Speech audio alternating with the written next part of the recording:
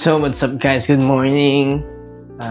Today, wala akong magawa kasi day off ko. So, yeah.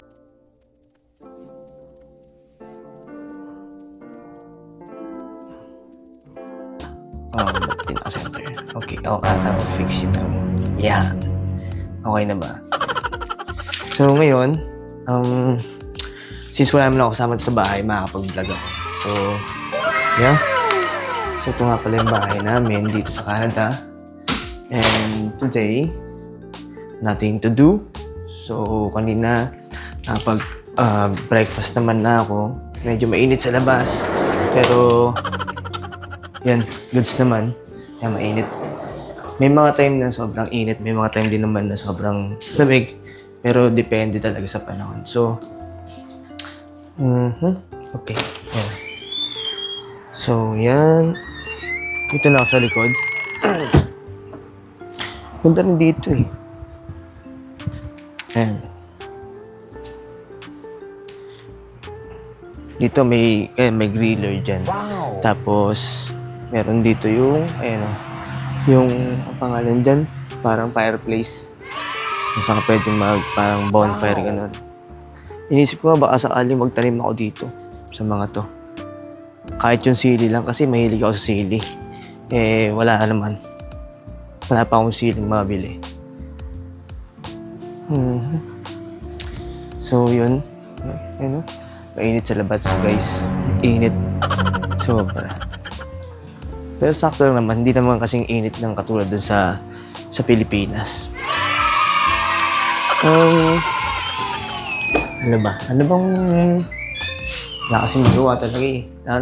May inantay kasi ako na sakaling i-deliver ngayon. Pero yung galing kasi sa bangko yung parang card namin. Kaya lang kasi kami nag-apply para sa pay card. So, naantay ko pa. Pero wala pa naman. So, dumating ako dito ng July 11. And, ano na ba ngayon? 29. So, yun. Ito pala yung bahay namin dito. Yan. See? Yung kusina. Wow! Yan. Diyan yung mga gamit ko. Tapos, dito may basement dito. Pwede rin dito sa baba. Dati may nakatira daw dito, pero ngayon wala na. So, yan. Dito sa baba.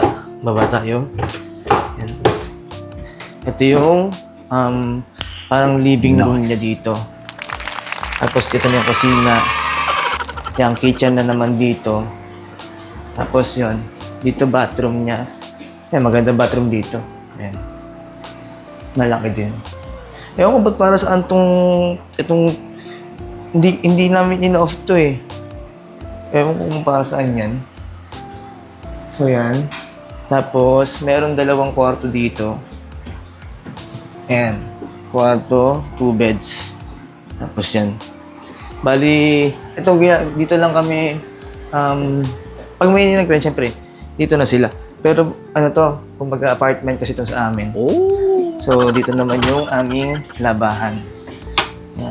Dito kami naglalaba. Wow! Yan, dyan ako naglalaba. Ito yun yung washing, ito yung dryer. So, kagandahan naman, hindi na namin kailangan magsampay sa labas kasi pagka tuyo na siya. Oh. So, yun lang. Bali dito sa taas, tatlo kami. Dito sa taas, dito sa may unang floor, tatlo kami nakatira. No. May kasama kami isang 62 years old na African. Tatrabaho rin dun sa amin. Tapos yung isang kasama kong Pilipino. So, yan. Yan, kusina. I mean, lababo. Dining table namin. Gamit, fridge. Tapos ito yung bathroom namin. Yan. Diba?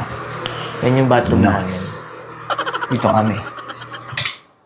Tapos, syempre, tour ko na lang. Tuloy na ako tour. Tapos, dito, syempre, yung living room. Wow! Yan. Yan. Kwarto, yung sala. Yung front door, dito si isang kabayan, kwarto ko, tapos kwarto ng Florence. Yung kasama namin 62 years old. So, tagal dumating. Ewan ko kung dating ngayong araw yun. Yan yung labas namin. Okay. So, yun lang naman. No? Pinakita ko lang sa inyo yung tirahan namin. Pakita nyo naman yung kwarto ko magulo. Kasi hindi pa, parang natamad pa akong mag-ayos-ayos ngayon. Wala pa ako sa mood. So, that's, yun lang muna. Bye-bye.